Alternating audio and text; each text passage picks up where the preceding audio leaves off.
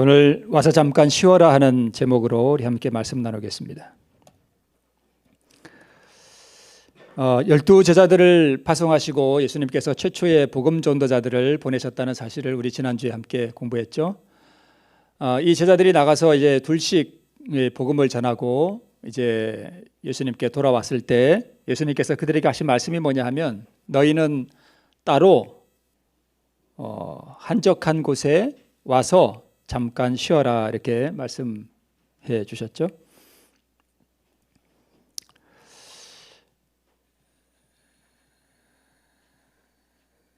네, 이제 둘씩 짝을 지어서 보내시고요. 그리고 하나님께서 예수님께서 그들에게 성령을 함께 부어 주셨어요. 그래서 성령과 함께 이 제자리에 나가서 복음을 전하고 병자들을 고치고 귀신을 쫓아내는 그러한 여러 가지 일들을 행하고 이제 주님께 돌아왔습니다. 성공만 했을까요? 아니겠죠. 실패도 하고 또 굳은 일들도 많이 당하고 아마 뺨도 맞았을지 모르겠습니다. 그런 일도 당하고 여러 가지 어려운 일들을 많이 당하고 또 좋은 일도 많이 있었겠죠. 귀신도 쫓아내고 복음을 전가하는 그런 일들이 있었습니다. 또 잘못한 것들도 있었을 거예요. 과오들도 있고 이렇게 하면 또 좋았을 걸 내가 왜 그렇게 했을까 하는 그러한 아쉬움도 있었을 것입니다. 그래서 그런 좋고 굳은 경험들 또 성공한 것, 실패한 것, 또 잘못한 것들 그래서 슬펐던 것들 이런 것들을 모든 것들을 다 예수님께 와서 고했습니다. 마가복음 6장 30절에서 32절 여기 보면 그래서 사도들이 예수께 모여 자기들의 행한 것과 가르친 것을 낱낱이 고하니 이르시되 너희는 따로 한적한 곳에 와서 잠깐 쉬어라 하시니 이는 오고 가는 사람이 많아 음식 먹을 겨를도 없음이라. 이에 배를 타고 따로 한적한 곳에 갈새라고 기록하고 있습니다. 우리 지난 시간에 마가복음 6장 1절부터 복음을 전하고 또 그 침례 요한이 순교하는 장면을 통해서 우리가 마지막 시대에 그 예수님의 복음을 대적하는 그런 세력들을 우리가 살펴봤죠. 네. 이게 무슨 숫자 같습니까, 여러분? 잘 모르시겠죠? 50분 일하고 10분 쉬고 하루에 3분의 2는 일하고 또는 또 3분의 1은 뭐예요? 잠자고. 이게 완전한 잠이죠. 네, 잠자고 6일 일하고 하루 쉬고 또 그 다음에 6과 1은 뭘까요? 6년 일하고 1년 쉬고 안식년이죠. 7년째 되는 날 안식년을 하도록 했습니다. 그 다음에 이 안식년이 7번 지나고 49년을 지나면 50년째는 희년이 되어서 토지가 원래의 소유주로 돌아가는 그런 안식의 해로 그렇게 삼았었습니다. 저는 이제 이런 생각을 했어요. 전에 하늘에 가면 영원한 안식을 누리잖아요. 아니 하늘에 가면 일도 해야지 그렇게 맨날 쉬기만 하면 그게 무슨 천국인가? 옛날에 제가 그런 생각을 했었어요. 근데 영원히 안식이어야 하는 이유가 있더라고요. 하늘에는 힘든 수고가 있어요? 없어요? 없어요. 그래서 이 하늘에서는 안식이 곧 일이고 일이 곧 뭐예요? 안식이에요. 모든 게 다 안식입니다. 그래서 수고롭게 땀을 흘리고 고된 일이 있을 수가 없어요. 그래서 하늘에는 모든 일이 다 안식입니다. 그리고 그 안식이 다 일이에요. 그래서 우스갯소리로 우리 교인 중에 포도농사 하는 분들은 하늘에 가서 포도농사 또 한다 그러니까 자기는 가기 싫다고 그런 얘기한 분이 있다 그래요. 그렇게 힘들게 포도농사를 했는데 벌어먹고 사느라고 하늘에 가면 또 포도농사냐? 아우 싫다. 근데 하늘에 가서 하는 포도농사와 다르겠죠. 하늘에 가는 포도농사는 일이 아니라 그게 다 뭐예요? 그게 다 쉼이고 안식이에요. 그죠? 네. 우리 전도서 10장 10절에 무딘 철 연장 나를 갈지 아니하면 힘이 더 드느니라. 오직 지혜는 성공하기에 유익하니라. 근데 하늘에는 모든 일이 다 안식이지만 이 땅에서는 그렇지 않잖아요. 얼굴에 땀이 흘려야 되고 고된 일을 해야 우리가 먹고 살 수밖에 없는 그런 환경 가운데 우리가 있습니다. 그래서 50분 일하고 10분 쉬고, 그죠? 또 3분의 2는 깨어 있고 3분의 1은 쉬고, 이런 쉼이 우리에게 꼭 필요합니다. 그런데 예수님께서 오늘 제자들에게 와서 잠깐 쉬어라 할 때 그 쉬는 일이 그냥 무의의 그냥 헛된 시간일까요? 아니면 소중한 시간일까요? 우리가 당연히 아는 대로 소중한 시간이에요. 그러면 이제 예를 들어서 이 도끼를 가지고 산에 나무를 하는 사람이 쉬지도 않고 계속 일하면 어떻게 될까요? 예, 우리가 뭐 결과에 잘 알겠죠. 근데 여러분, 이 농부가 산에 작벌하는 사람이 도끼를 계속 이렇게 가지고 일을 하다가 이 도끼를 언제 도끼날을 갈까요? 네, 쉴 때 합니다.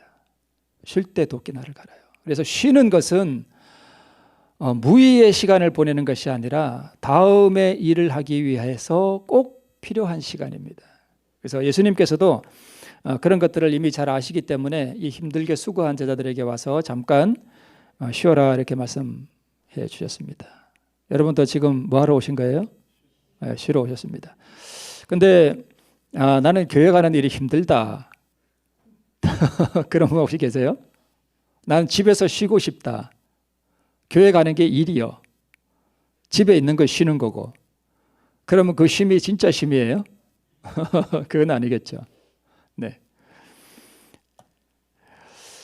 자, 왜 예수님께서 와서 잠깐 쉬어라 그랬었을까? 그러니까 쉬라고 한 이유는 이는 예수께서 제자들에게 뭐 해주실래 그런 거예요?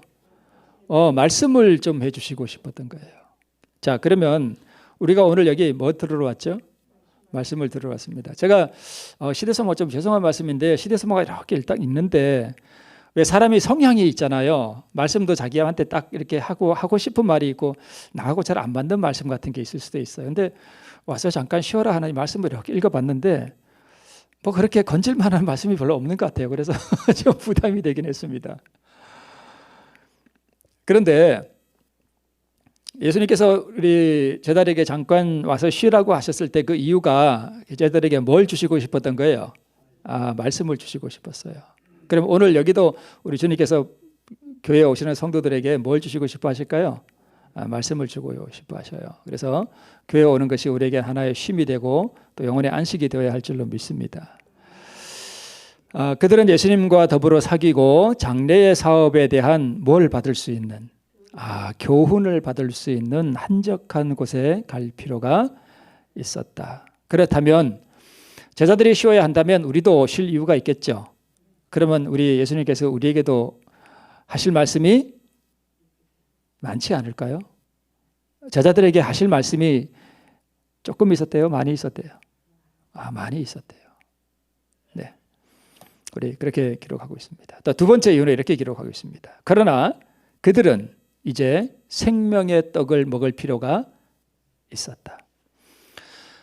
이 제자들이 지금 나가서 한 일이 뭐예요? 생명의 떡을 뭐 해주는 일이었습니까? 나누어 주는 일이었죠.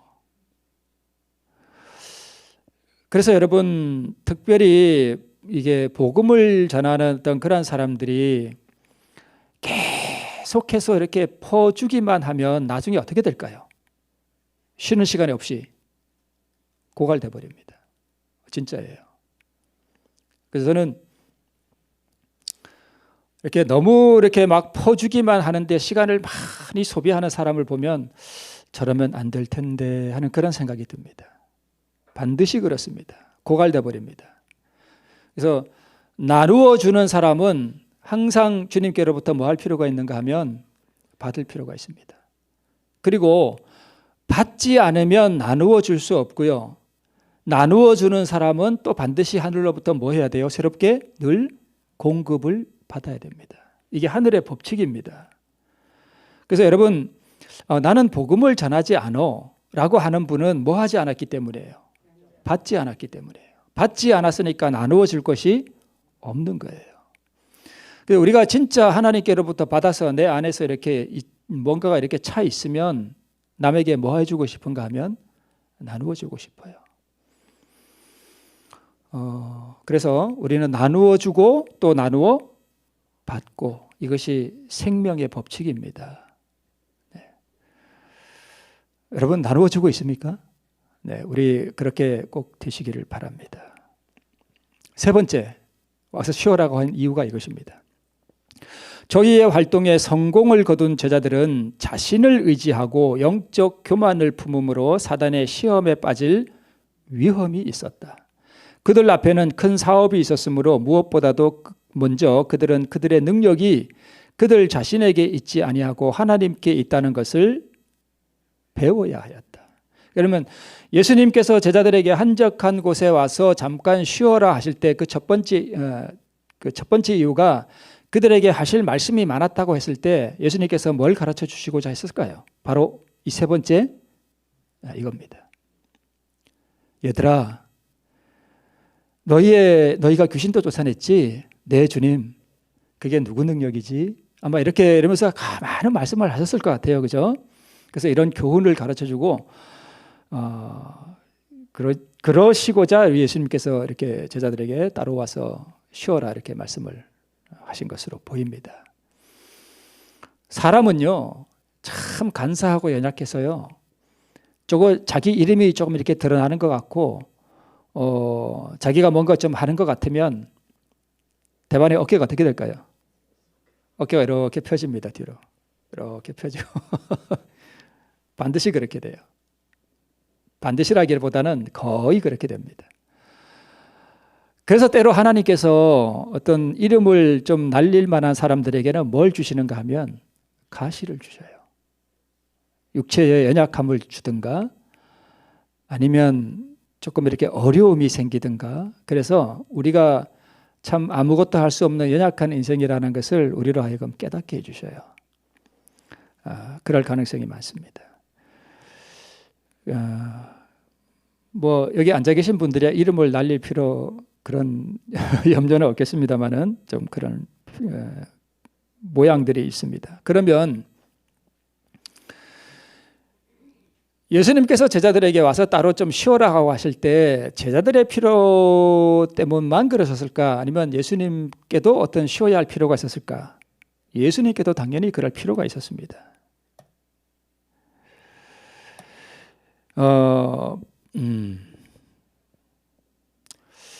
이거 왜 그런지 좀 이유를 좀 밝혀주실 분이 있으면 참 좋겠습니다. 제가 아무리 이걸 해도 이게 왜 이런 현상이 일어나는지 잘 모르겠습니다. 제 딸내미 노트북은 안 그러는데 이 노트북이 그래요. 노트북 문제인지 프로그램 문제인지 잘 모르겠습니다. 그래도 보이죠? 네, 이렇게 눈에 불을 켜고 좀 보세요. 제자들이 전도여행을 간 동안에 예수님은 홀로 전도 활동을 하셨어요. 다 보내놓고. 이때쯤에 예수님 귀에 무슨 소식이 들렸는가 하면 침례 요한이 죽었다는 소식이 들렸습니다. 네, 그때쯤. 그러니까 제자들이 나간 그 사이에 침례 요한은 죽었습니다. 그리고 제자들의 복음 전도 활동 소식도 헤롯의 귀에 들어갔습니다. 다 이때 일어난 사건이에요. 제가 그 마가복음 6장 벌써 꽤 한 3번 얘기했나요? 그죠? 말씀드렸죠? 네, 그렇습니다. 그래서 예수님은 이때 무엇을 느끼셨는가 하면 예수님은 자신의 공적 활동이 오래 계속되지 못할 것을 이때 물론 아셨어요. 이때도 아셨지만 물론 전에도 아셨지만 이때 그걸 확실하게 아셨습니다. 그리고 고난의 사건들이 다가오고 있다는 사실을 예수님께서 감지하셨습니다. 그래서 예수님도 제자들과 한가한 시간을 갖고자 하셨습니다. 그러니까 예수님도 이제 고난의 시기가 다가오고 예수님이 이제 어려운 일을 당하시고 이제 죽으셔야 하는 그러한 사건이 앞으로 다가오는데 제자들은 그 사건을 알아요, 몰라요? 몰라요. 그러니까 이 무지한 제자들을 깨우쳐 주시고 전도 활동에 성공한 그들에게 위로도 해 주시고 용기도 주시고 또 잘못된 것들은 바로 잡아 주시고 또 교만해질까 봐 그들에게 바른 교훈도 주시고 이런 하실 말씀이 아주 많았어요. 그래서 좀 한적한 곳으로 가자고 예수님께서 그렇게 말씀을 하셨던 것이죠. 그래서 예수님도 이렇게 아주 활동적인 공생애를 하셨는데 그 비밀이 어디에 있었는가 하면 한가한 시간에 아버지 하나님과의 밀접한 교제에 있었다는 것입니다. 이런 한간 시간에 쉬면서 아버지 하나님과 밀접한 교제가 없었다면 예수님께서 그런 활동적인 봉사의 생활을 하실 수 없었다는 사실을 말씀을 하고 있는 것입니다. 그래서 이 시간에 하늘과 교통함으로 능력과 인도하심을 받았습니다. 그래서 받지 않은 것을 나눠줄 수는 없잖아요. 예수님도 어떤 신성의 능력을 가지신 분이기 때문에 하늘과 교통 없이도 막 나눠줄 수 있는 분이 아니라 그분이 하늘로부터 늘 받아서 우리에게 나누어 주셨다는 사실을 우리가 이해할 필요가 있습니다. 그래서 활동적인 봉사와 마찬가지로 이러한 쉼도 곧 활동적 봉사의 연장이라는 사실을 우리가 이해할 수가 있습니다. 그래서 제가 언제 한번 그런 말씀을 드렸죠. 성령께서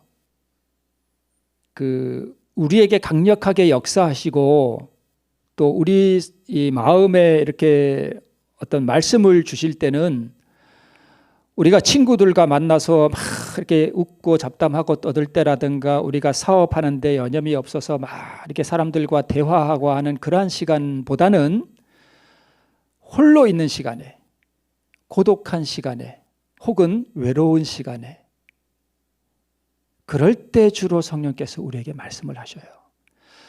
물론 우리가 친구들과 잡담한다고 해서 성령이 떠나가시는 것은 아니지만 하나님께서 우리와 교통하시는 시간은 한적한 곳에서 조용한 시간에 홀로 있을 때입니다. 그래서 여러분 홀로 있는 시간을 좀 자주 가실 필요가 있어요. 물론 삶의 여건 때문에 조금 어려운 분들도 있어서 물론 우리가 바쁜 중에도 늘 하나님과 교통할 수는 있잖아요. 그죠? 사업하느라고 장사하느라고 바쁜 중에도 우리가 늘 하늘과 묵상할 수는 있어요. 그죠? 그러나 우리가 따로 한적한 시간을 내서 고독한 시간을 좀 가질 필요가 있습니다. 그렇게 하나님과 교통하는 시간을 꼭 가지셔야 우리가 삶을 살아가는데 신앙적인 어떤 그런 영성을 유지할 수가 있습니다. 그래서 하나님과 교통함으로 그분께서는 당신을 누르던 슬픔의 짐을 벗으실 수가 있었다. 그분은 여기서 위안과 기쁨을 얻으셨다. 이렇게 말씀을 하고 있습니다. 그래서 예수님도 그런 한적한 시간을 통해서 아버지 하나님과 교통하면서 기쁨을 누리시고 또 하늘로부터 위로도 받으셨다는 사실을 우리가 기억할 필요가 있습니다. 은밀한 기도처에서 하늘의 능력을 구하셨는데 이는 의무와 시련에 대비하고 나아가기 위해서였다. 우리 주님께서 그렇게 하셨다면 우리도 당연히 그런 시간을 가져야 되겠죠. 오늘날 우리가 시간을 내어 예수께 나아가 그에게 우리의 필요를 구한다면 여기에 무엇을 내어요? 시간을 내어서 예수께 나가서 우리의 필요를 구한다면 우리는 실망을 당하지 않을 것이다. 그는 우리 오른편에 계시어 우리를 도와주시고자 하신다. 우리에게는 더욱 단순함과 우리 구주께 대한 신뢰와 확신이 더욱 필요하다라고 우리에게 말씀을 하고 있습니다. 여기 녹색 글씨에 모든 다른 소리가 뭐 되고요? 침묵되고. 그거 보세요. 우리가 다른 사람과 막 떠들고 대화하는 시간보다는 모든 다른 소리가 다 뭐 되고요? 다 침묵되고. 우리가 조용한 가운데 그분 앞에서 기다릴 때 영혼의 침묵이 하나님의 음성을 더욱 분명히 들리게 한다. 이렇게 기록하고 있잖아요. 그래서 홀로 조용한데 요즘 같은 경우 우리 농사가 좀 없으니까 조금 한가한 시간들이 많잖아요. 그래서 이렇게 밖에 산책 나가서 이렇게 우리 산으로 이렇게 홀로 좀 이렇게 다니시면서 이렇게 저는 항상 집사람하고 같이 다니니까 때로 좋은 면도 있는데 때로 좀 안 좋은 면이 있어요. 집사람이 없으면 제 혼자 가면 뭐 혼자 이렇게 묵상하고 이런 그런 게 좀 되는데 같이 가면 그게 잘 안 돼요. 그래서 혼자 이렇게 산책을 하면서 좀 이렇게 홀로 묵상하는 그런 시간들을 좀 가질 필요가 있습니다.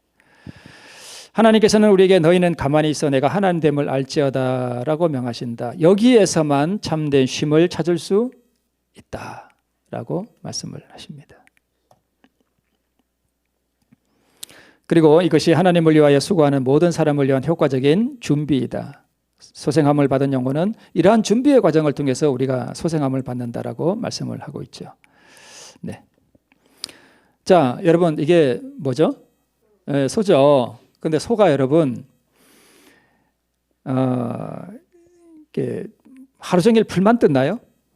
아니죠. 우리가 불을 뜯다가 무슨 시간이 필요해요? 책임질하는 시간이 필요해요. 자기가 먹은 것을 무엇하는 시간요? 예, 책임질 하는 시간. 그런데 이 성경에 보면은요, 정한 짐승과 부정한 짐승을 가르는 그 기준이 있는데 두 가지가 있는데 그게 뭔지 아세요?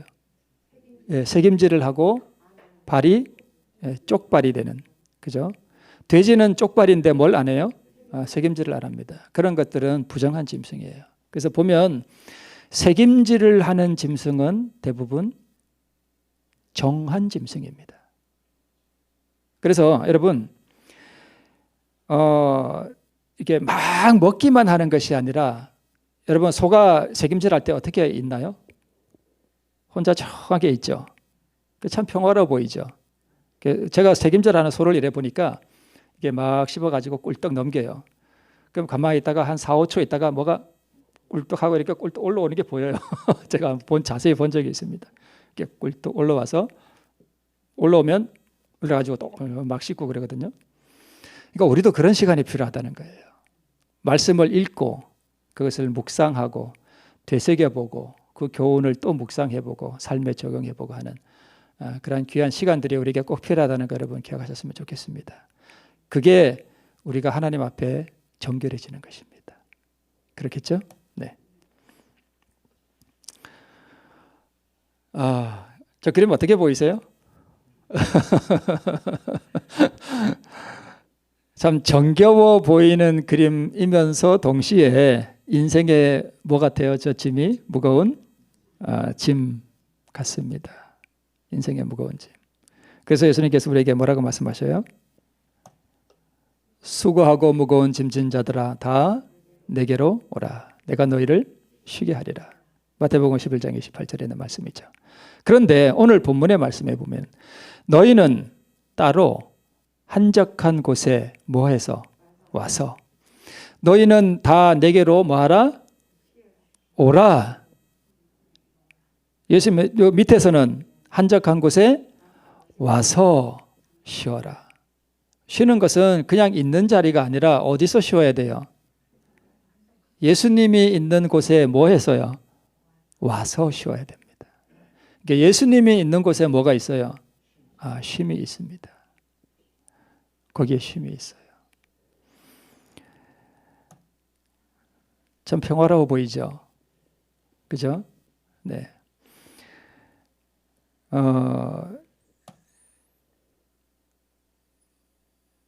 예수님이 여러분 마음 안에 있습니까?